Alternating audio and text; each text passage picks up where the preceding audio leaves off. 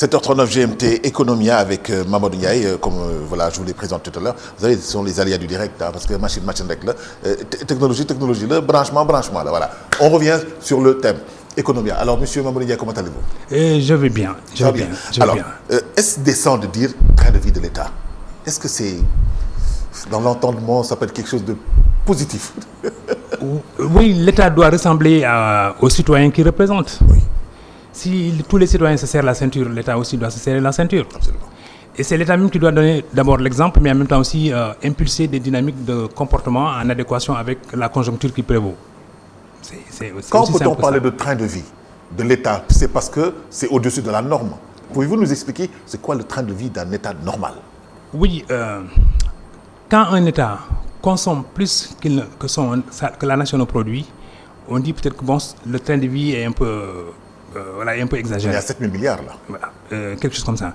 Mais quand ce même État également n'est pas gouverné par le réalisme, autrement dit, peut-être bon, les ressources ne sont pas utilisées à bonne fin, ou alors peut-être il y a un dysfonctionnement entre les besoins exprimés et les moyens utilisés justement pour satisfaire ces besoins-là. Là également, il y a une interpellation. Et les priorités aussi. Et certainement les priorités. Or, les priorités, parce que quand même, l'État est l'incarnation de la nation. Oui. Si bien donc que tous ceux qui s'activent ou travaillent à l'intérieur de l'État doivent avoir à l'idée qu'en fait, ils servent une nation. Or, cette nation, elle ne doit pas être privée de certains besoins, de certains plaisirs, de certains devoirs, mais aussi de certains droits, au profit d'une petite minorité qui est au sein de l'État et qui peut-être bon jouit de tous les privilèges. Vous voyez quand peut-être bon, l'État décide de maigrir, mais en général, il frappe là où ça fait mal pour eux. Et souvent, les réflexes, c'est de dire on comprime les dépenses, mais on comprime les dépenses qui sont d'essence publique. On comprime des dépenses qui qui n'affectent pas un peu le fonctionnement de l'État. On me dira que c'est normal. Mais les agents eux-mêmes, c'est-à-dire les fonctionnaires, les hauts, j'ai vu que ce matin, il y a un journal qui a titré peut-être bon, la masse salariale est exagérée, n'est-ce pas? Et de 40% du budget. Quelque chose comme ça. Donc, exagéré. Tout ça additionné, ça fait qu'à un moment donné, l'État doit se poser, n'est-ce pas? L'État doit se poser 140 milliards. Voyez-vous, l'État donc à un moment donné doit se poser la question et surtout peut-être être à l'écoute des interpellations de la nation, c'est-à-dire des citoyens, des Sénégalais donc, qui se disent mais notre État ne nous ressemble pas. Notre État dépense beaucoup, mais notre État également nous serre la vis. Serrer la vis, c'est quoi? C'est qu'aujourd'hui on est dans une conjoncture inflationniste en ce moment. Tous les prix augmentent. Parfois même peut-être l'État n'a pas les moyens de contrôler les prix. Mais monsieur Ndiaye, il n'a même pas peut-être vocation à contrôler les prix. Ce qui est paradoxal, c'est que l'État nous vend une santé financière croissante, alors que, effectivement, le peuple, je vais utiliser un mot cru et très violent, crève. Bon. Comment peut-on expliquer cela? Oui, c'est le déphasage. C'est le déphasage entre peut-être bon, voilà, l'État qui gouverne et les populations qui sont aussi qui subissent un peu peut-être bon, les politiques appliquées par ce même État. L'idée c'est maintenant à un moment donné d'arriver vers une certaine convergence. Quand je dis écoute, c'est une écoute positive. C'est-à-dire qu'il préconise des politiques, mais sentent-ils que les populations se retrouvent à travers les politiques tracées? C'est une question. Mais eux, maintenant, ils doivent faire une immersion, c'est-à-dire aller vers les Sénégalais, vivre avec les Sénégalais. On me dira toujours que oui, nous sommes aussi de la nation. On me dira toujours oui, nous sommes issus des régions, nous sommes du monde rural. Nous sommes peut-être, nos parents sont des paysans. C'est facile. Oui, mais à un moment donné, peut-être bon, il n'y a plus cette osmose. Parce qu'on arrive à bord de voitures rutilantes, on transpose un peu le luxe qu'on a dans la ville momentanément dans le village, et puis ensuite on repart avec peut-être bon, les mêmes contours un peu de privilégiés. Si bien donc moi je n'ai rien contre les privilèges qui sont accordés aux agents de l'État méritants, mais l'État à un moment absolument méritant. Je vais vous poser une question d'ailleurs. Oui, méritant, parce qu'à un moment donné, l'État doit se dire, mais moi, ce que je préconise là, est-ce que les Sénégalais s'y retrouvent? Quand on voit aujourd'hui que peut-être il y a des parents qui n'arrivent pas à satisfaire les besoins scolaires de leurs enfants, c'est-à-dire les fournitures. Absolument. Quand on voit que certains travailleurs, regardez aujourd'hui, il y a une certaine ébullition du front syndical. Même les vieux syndicalistes, à l'image de Mamadou Diop Decroix, autant pour moi, pas Mamadou Diop Castro, respect à son parcours combattant, reviennent à la surface et commencent maintenant aussi à se dire, mais pourquoi il y a une stigmatisation de quelques catégories de la société sénégalaise? Donc ça montre qu'en vérité, cette ébullition-là, si elle touche davantage de couches sociales, ça peut faire mouche. Bon, je ne suis pas dans la rime, hein, mais l'idée simplement, c'est qu'on arrive à se poser ces questions-là et qu'on arrive peut-être à toucher une vraie jonction, une exploration collective des moyens de réduire les moyens de l'État pour les allouer maintenant à la création d'entreprises et pour en même temps aussi permettre à l'État d'être innovant, mais d'être créateur. Parce qu'en vérité, toute économie que l'État fait en matière budgétaire, toute économie qu'elle fait en matière budgétaire, si elle les déverse maintenant sur les créations d'emplois, sur les pôles d'innovation, sur des pôles de créativité, à mon sens, ça peut peut-être permettre à l'économie sénégalaise de régénérer. Et je touche un aspect qui est extrêmement important. Quand on regarde aujourd'hui la démultiplication des agences, des délégations, des sociétés parapubliques, c'est également une maladie presque infantilisante de l'État. Pourquoi autant d'agences? Pourquoi autant de délégations? Alors qu'en vérité, quand on rationalise un peu peut-être les moyens de l'État, on peut à la limite même fondre la plupart de ces organisations-là en une seule entité, en mettant à leur tête maintenant des gens qui sont représentatifs de l'innovation, de la création, mais en même temps aussi de l'impulsion et du pilotage. Alors, j'aimerais juste préciser, tout à l'heure j'ai dit 140, c'est plutôt 104 milliards par mois. Donc, oui, parce que ça m'a étonné en fait. Voilà, 104 milliards par mois, donc absolument. Vraiment... Mais Monsieur Ndiaye, en fait, il y a un réel problème. Parce qu'on sait que, je parle d'Afrique, parce que nous sommes en Afrique. Et je parle du Sénégal parce que je suis sénégalais comme tout le monde. Mais on remarque en fait qu'on recase la clientèle politique.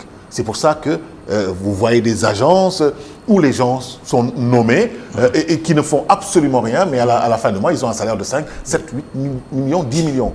Et c'est un problème. Oui, c'est un réel problème. Et ça alourdit les charges, effectivement, de l'administration publique. Regardons simplement les profils des gens qui sont à la tête de ces délégations-là. La plupart du temps, peut-être ils n'ont pas 40 ans. Absolument. Je ne suis pas contre les jeunes. Alors vous êtes un puriste en matière d'économie, vous en parlez. Voilà.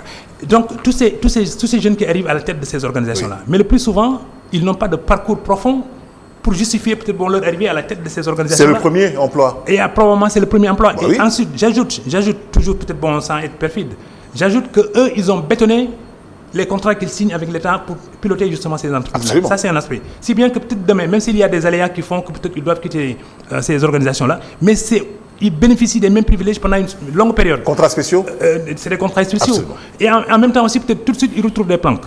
Or, si on prenait peut-être des gens quand même qui ont blanchi sous le harnais, qui ont de l'expérience, du vécu, qui ont une certaine science, qui peuvent peut-être à la limite même jongler avec peut-être les difficultés, les moyens, mais en même temps aussi, qui ont une connaissance profonde justement des dynamiques sociales. Ce sont ces gens-là, avec ces profils-là, qui peuvent à la limite, quand ils sont à la tête de ces organisations-là, aider quand même à trouver les niches d'emploi, à aider à rationaliser peut-être les moyens de l'État et à les utiliser à bonne fin. Donc, que les gens sortent de l'université, des grandes écoles, polytechniques, je ne sais pas quoi, ENA ou ailleurs, et puis qu'ils arrivent à la tête de ces institutions. Or, ils n'ont pas justement de contact suivi et poursuivi avec peut-être la réalité sénégalaise. Ça leur ôte cette dimension de perception des vrais problèmes, des vraies dynamiques pour aller. Et ensuite... Et l'administration, ça se gère autrement. Et ensuite, il y a une compétition sourde entre les différentes têtes d'œuvre qui sont à la tête de ces organisations-là. Il y a des sur le nom aussi. Oui, et un ancien ministre me disait récemment, Mamadou, vous savez, il y a des agences et des délégations qui sont dans mon ministère, mais je n'ai aucun contrôle sur ces organisations-là. Oui. Encore moins sur les gens qui sont placés à la tête de ces organisations. Parce que quand, mettons Abdoulaye Wade, parce que... Bon, c'est lui qui a créé tout cela. Merci. Et ensuite, j'ai peut-être plus de courage de parler de Maître Wade pour des raisons liées à ce que nous avons partagé, moi journaliste et lui homme politique. Wade, quand il nomme quelqu'un à la tête d'une délégation, et il dit, cette délégation, elle est placée sous tutelle ministérielle telle. Mais parfois, il convoque le délégué en question, il convoque le directeur général donc, de la société en question, mais sans peut-être passer par le ministre. Absolument. Or, le tête-à-tête entre le délégué et le président de la République, à l'insu donc du ministre, fait que le ministre ne sait même pas ce que le président a dû dire à son délégué, ou bien qu'est-ce qu'ils se sont dit. Si bien que peut-être lui, il regarde ce directeur, ou bien il regarde ce délégué, comme étant dans la confidence du président de la République, et lui, ministre, donc il fait attention soit à le réprimander, à lui demander peut-être bon des comptes rendus, ou à lui demander peut-être bon des impulsions, ou à vouloir sa place, ou à valider, ou alors peut-être il ne peut même pas le convoquer dans son ministère. Ouais. Parce que attention, ça peut faire grincer les dents. Si bien donc peut-être bon cette monstruosité administrative fait qu'à un moment donné, la multiplication donc des agences affaiblit un peu l'efficacité qui est recherchée, et quand on fait le bilan, ils n'osent pas le faire. Le régime de Diouf n'a pas pu faire le bilan des organisations qui étaient placées aussi sous la responsabilité de l'État socialiste. Mais le FPE, qu'est-ce que c'est devenu? Peut-on nous dire aujourd'hui quel est le résultat du Fonds de promotion économique à l'époque? Et pourtant, à un moment donné, il y a eu une polémique entre le Premier ministre et le Premier ministre Habib Thiam, feu Habib Thiam, respect à son âme, et l'ancien président Abdoulaye Wade, qui était justement le chef de l'opposition, sur les 39 milliards que la BAD alloués au fonds de promotion économique pour promouvoir justement disons les entreprises. Absolument. Or, dans un État qui est un État stratégique, qui est un État pilote, la meilleure politique, c'est d'impulser des dynamiques pour permettre une création d'entreprise. Un emploi créé, ça fait vivre 10 personnes. Une entreprise créée, ça fait vivre 10 agents. Et quand vous créez autant d'entreprises dans un pays, vous dynamisez justement cette économie. Absolument. Et en même temps aussi, on accroît le pouvoir d'achat dans les familles. On stabilise donc le milieu social, le milieu social, ah oui. Et par conséquent, peut-être bon, il y a maintenant à voir l'avenir avec un peu plus de sérénité. Moi, j'aimerais bien savoir en fait de quelle agence parle-t-on quand on dit qu'il y a des agences ou institutions qui ne servent à rien déjà. Première question. Non, je ne dis pas qu'elles ne servent à rien. Tout à l'heure. Et tu veux que je cite moi? C'était au Montara. L'autre question, en fait, est-ce que c'est à cause de ces agences-là que le problème de l'emploi au Sénégal est d'autant plus qu'on parle en fait de jeunes qui sortent du pays aujourd'hui, qui quittent le pays, la migration irrégulière. Aujourd'hui, est-ce que c'est à cause de ça que l'on est en train de vivre ces genres de situations? Oui, mais les jeunes, quand on les écoute, ils disent bon, je n'ai plus espoir dans mon pays. C'est et ensuite, ligue bima amon sax yaxuna. C'est-à-dire que quand un jeune vous dit ligue bima amon sax yaxuna, mais c'est déjà une catastrophe. C'est une interpellation des adultes. Voyez-vous. Mais maintenant, nous, quand nous... les agences et autres institutions. Non, c'est-à-dire que je n'indexe pas. Et surtout les multinationales qui sont là pour leur faire la concurrence. Moi, je dis, comme l'ont fait beaucoup d'États, notamment les États latino-américains, ils ont réduit le train de vie de l'État, pour parler un peu comme Al. Et en même temps aussi, ils ont réinjecté toute l'économie issue peut-être de la réduction du train de vie de l'État vers maintenant des pôles de création d'emplois. Et quand on rationalise peut-être ces agences, parce que les agences, quand elles se multiplient pour faire la même chose, mais il y a une efficacité au bout du compte. Or, quand on dit impulsons les dynamiques de création d'emplois, c'est d'abord on réduit toutes les agences d'encadrement de ces emplois qui ne sont pas créés ou alors qui ne sont pas des emplois réels. Or, un emploi réel, c'est peut-être bon à la limite sur une certaine durée. C'est un. Deuxièmement, peut-être bon sur la permanence d'un salaire. Et puis en même temps aussi, peut-être bon qu'on regarde si peut-être bon l'emploi créé, lui-même, il est utile, 1, à la société, 2, à l'entreprise, et puis 3, est-ce qu'il est producteur justement de croissance qui permet, si on ajoute ou bien si on additionne l'ensemble des emplois créés, pour voir maintenant que le taux de croissance du pays bouge un peu, ou bien les lignes bougent simplement parce que voilà, il y a un accroissement effectivement de la production et des biens. Aujourd'hui également, l'État n'est pas en train de gérer également l'environnement pour permettre un peu au privé en réalité de pouvoir recruter davantage. Mais quelque part même, l'État, peut-être à son corps défendant, prive le privé de moyens d'agir. Oui. Parce que quand vous créez une agence, vous dites que c'est pour la création d'emplois. Or, ceux qui sont chargés d'explorer ces emplois-là, ils en sont à leur premier emploi eux-mêmes. Voilà un problème. Et aussi, surtout, pour leur octroyer un financement, c'est la croix et la bannière. Les financements également. Vous voyez, peu importe le montant du financement alloué à une agence. Mais quand on fait le ratio rapporté à la proportion de la population bénéficiaire justement de ces... C'est insignifiant.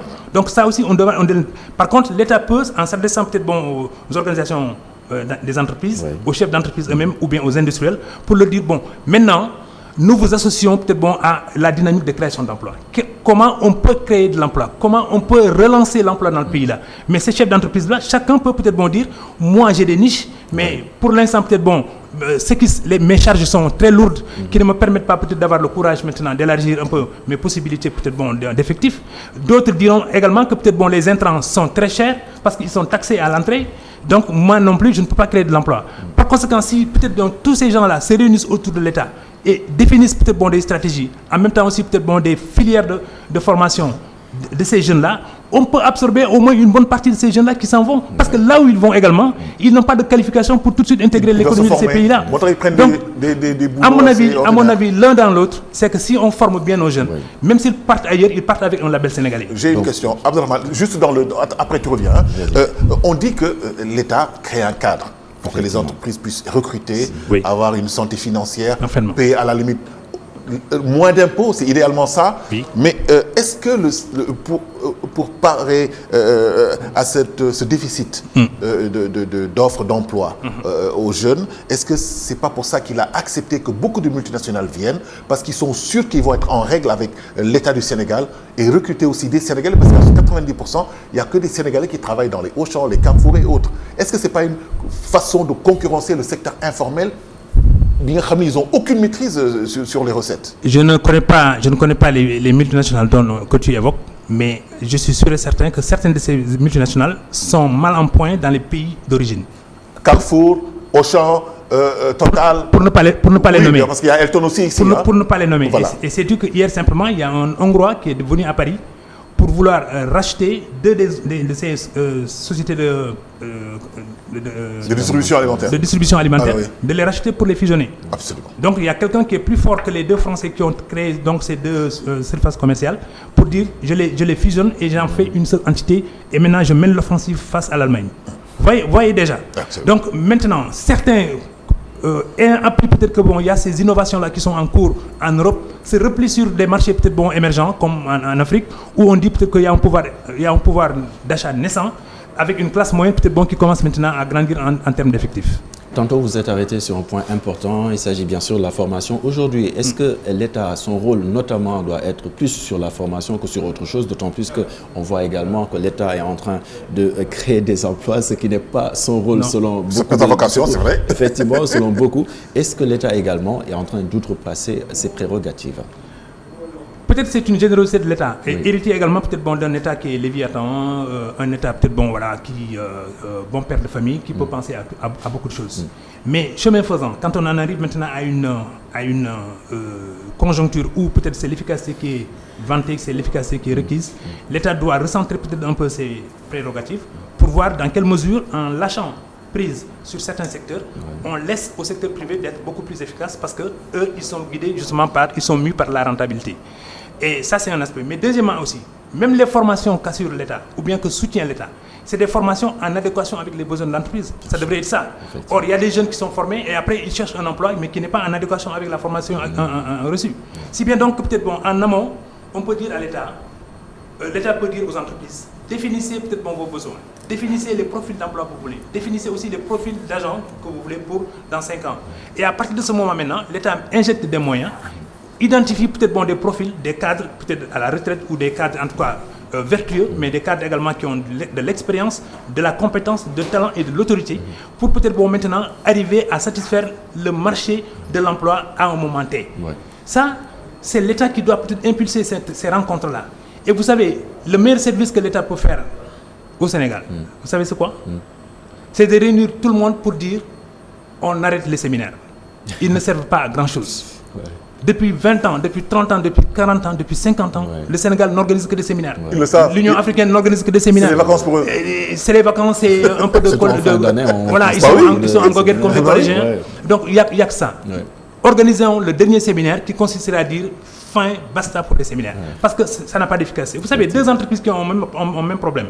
Leurs dirigeants peuvent se rencontrer dans un hôtel, dans un centre de formation, et puis peut-être elles définissent une ligne d'action entre dirigeants.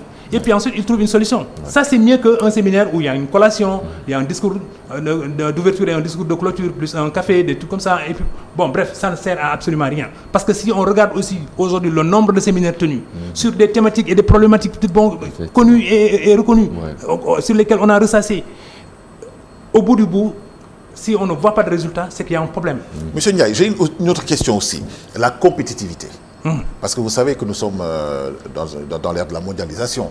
Vous pouvez faire un appel d'offres, un Chinois qui remplit les critères avec un coût divisé par 3 peut venir gagner un marché au Sénégal comme les Turcs que l'ont fait pour l'AIBD et ainsi de suite. Maintenant, est-ce que le patronat sénégalais, est-ce que les sociétés privées peuvent prétendre avoir une grande part de marché des marchés de l'État?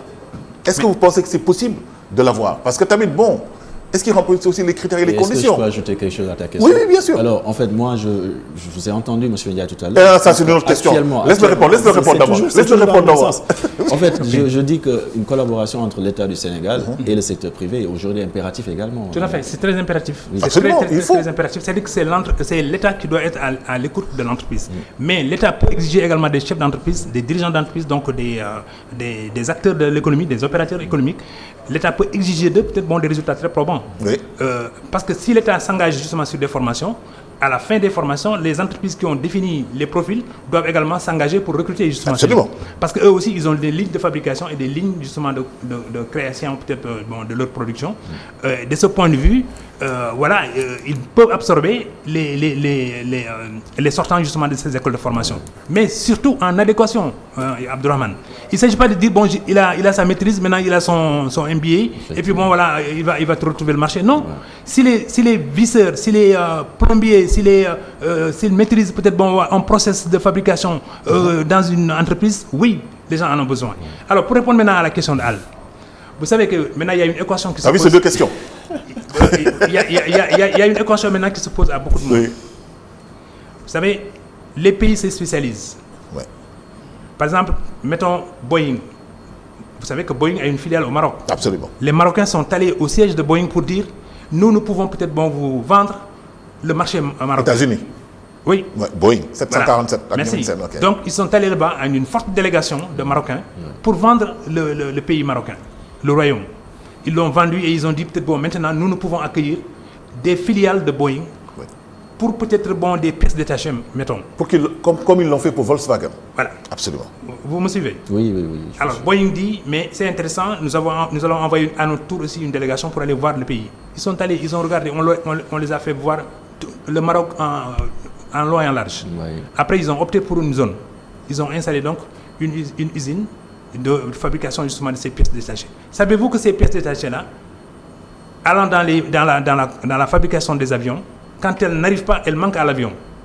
Donc le Maroc devient un pays important. Incontournable sur la fabrication de cette pièce. Absolument. Mais le Maroc aussi gagne un autre avantage. C'est-à-dire que les jeunes Marocains qui sont dans cette filiale justement de Boeing apprennent vite, comprennent vite, mais aussi se mettent justement dans la compétitivité dont tu as parlé tout à l'heure. C'est-à-dire qu'ils savent que peut-être il y a des heures normées pour fabriquer une pièce. Ouais. Il y en a une autre normée pour peut-être faire l'emballage justement de cette pièce.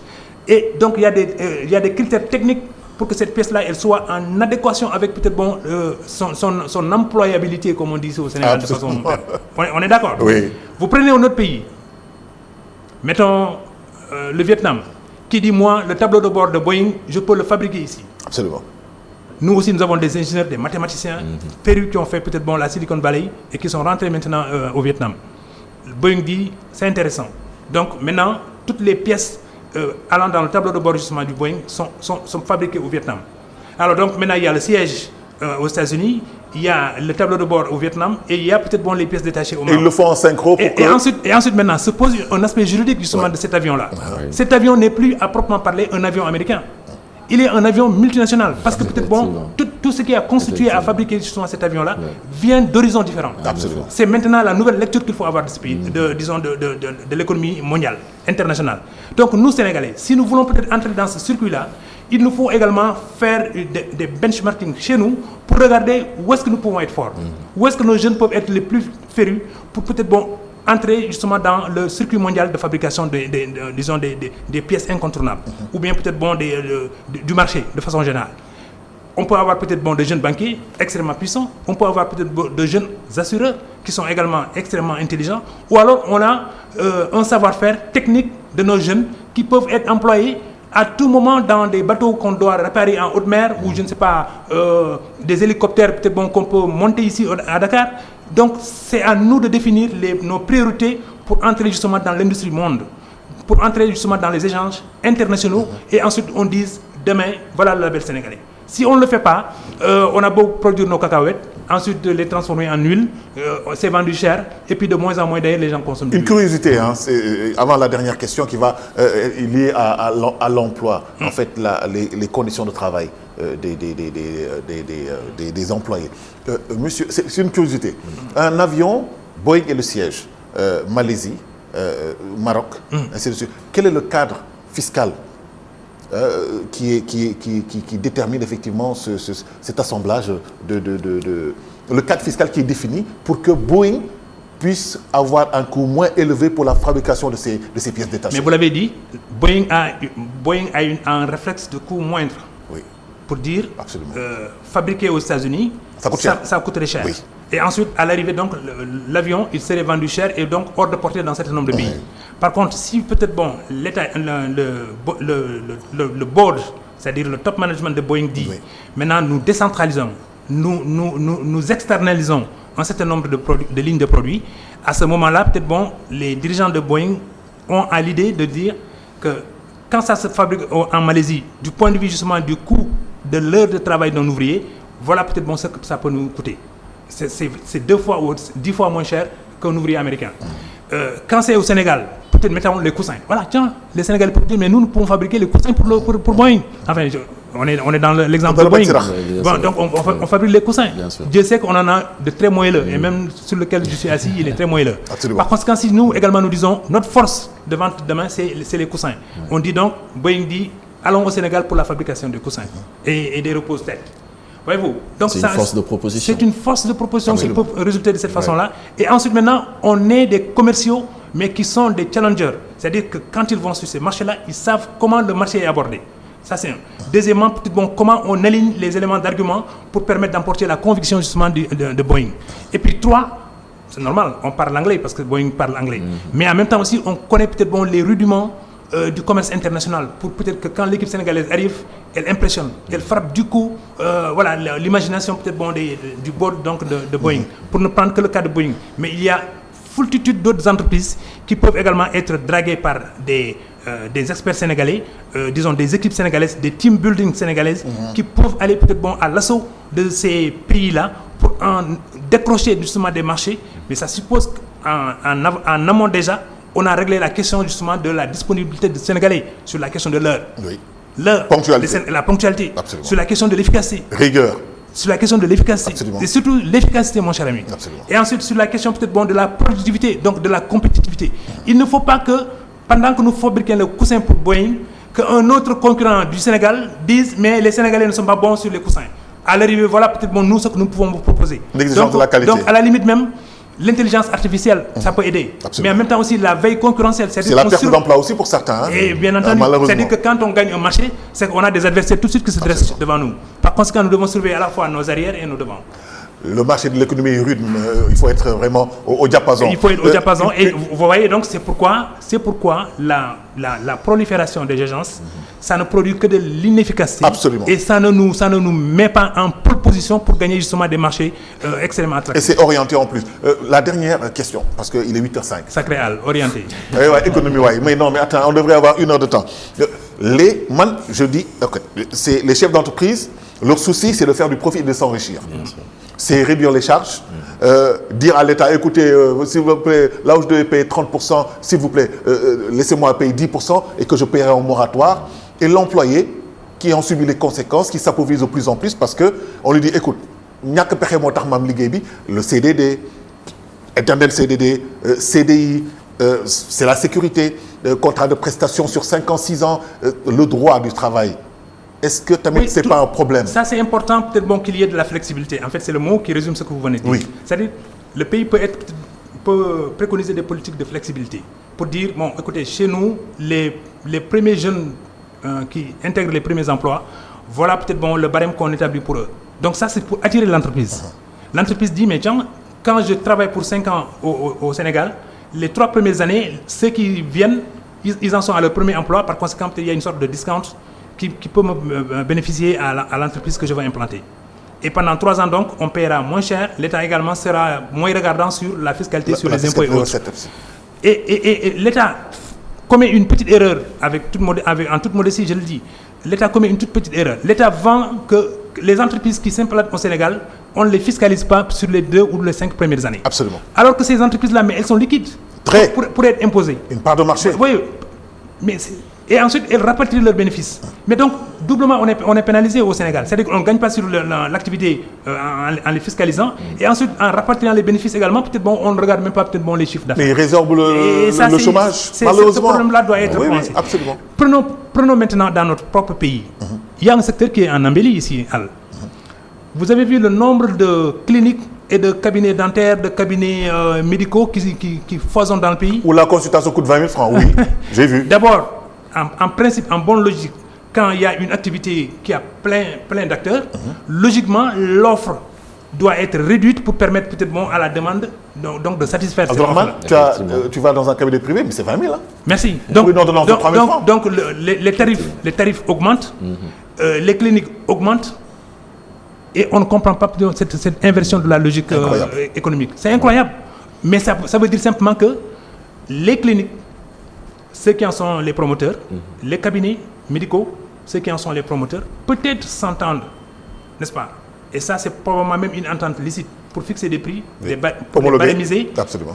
Et ensuite, peut-être, mais influencer même peut-être certains fonctionnaires pour leur dire, fermez les yeux, parce que, voilà, c'est comme ça. On ne peut pas avoir sur un même boulevard 10, 15 cliniques. On ne peut pas avoir dans un même bloc de quartier 5 à 8 cliniques. On ne peut pas avoir peut-être dans une même région autant de cliniques, mais pour quelle clientèle? Oh mon Dieu. Alors, si bien donc peut-être certains sont encore en attente d'accueillir peut-être une clientèle venant du Mali, de la Mauritanie, absolument, de la Mauritanie aussi, du Burkina Faso, plus loin, et du Niger. Monsieur, on a fini. Non. C'est le économie, on est passionné quoi. Mais monsieur Mamadou Ndiaye, c'est mon pote quoi. Vas-y. Vas-y. Qu'est-ce que je voulais dire d'ailleurs? En fait, Al tout à l'heure a souligné un truc important. En fait, ce sont les entreprises qui gagnent plus d'argent et qui malheureusement n'emploient pas. Il y a des CDD, contrats de prestations, ainsi de suite. Prestations, on n'en peut finir. Ça aussi, c'est un problème. Et ça, c'est en fait, ce sont des entreprises qui sont là, qui veulent résorber le gap en fait concernant l'emploi et qui font dans ces choses-là. Mais vous avez raison. Moi, j'interpelle aujourd'hui le secteur bancaire. J'interpelle donc le patronat bancaire. J'interpelle aussi peut-être les cliniques, les grandes cliniques qui sont à Dakar. Il y en a 3 ou 4 qui viennent justement d'ouvrir sur des grands standings, des sièges flambant neufs. Mais il y a ce qu'on appelle le turnover du personnel à l'intérieur. Vous arrivez aujourd'hui, c'est le mois de décembre. Vous avez un agent en face de vous qui vous a fait peut-être votre opération. Mais dans 3 mois, si vous revenez, ce n'est pas le même agent que vous allez trouver sur place. C'est vrai. On l'a changé ou on l'a viré ailleurs. Absolument. Ou bien il n'accepte pas les conditions. Dans les banques également. Dans les banques, ceux qui sont sur le front office n'ont aucun contrat. Ils ont des contrats très précaires. Par conséquent, si vous revenez peut-être pour faire une autre opération bancaire au niveau du guichet, c'est une autre figure ou un autre visage que vous retrouvez. Donc ce système-là, il est tellement huilé que peut-être il fonctionne parce qu'effectivement, au quart de tour, tous les jours, il y a des agents qui travaillent. Mais nous qui arrivons peut-être pour des opérations également, nous ne faisons pas attention à la permutation justement des agents. Mais eux vivent, disons, une situation très précaire parce qu'ils ne sont pas les employés de cette banque-là.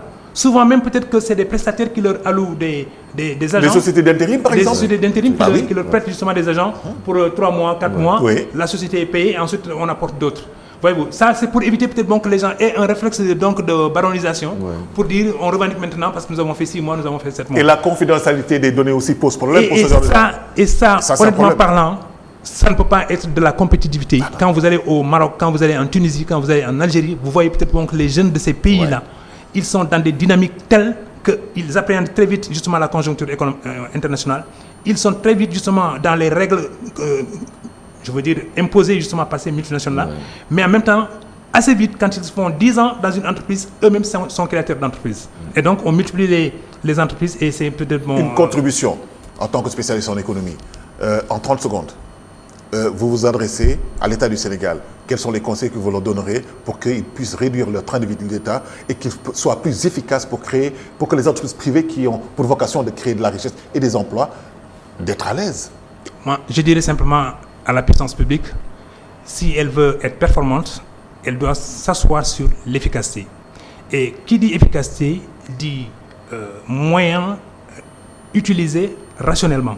Et quand on utilise avec rationalité ces moyens, on en dégage des économies. Et ces économies, ils le savent mieux que nous, ils le savent mieux que moi, où est-ce qu'on peut les orienter pour encore propager l'efficacité, de façon à ce que peut-être l'État soit exemplaire pour permettre donc à toute l'économie d'être à l'image justement de cet État. Merci beaucoup Mamadou Ndiaye. C'était Économia avec Mamadou Ndiaye que nous retrouvons avec un réel plaisir jeudi prochain.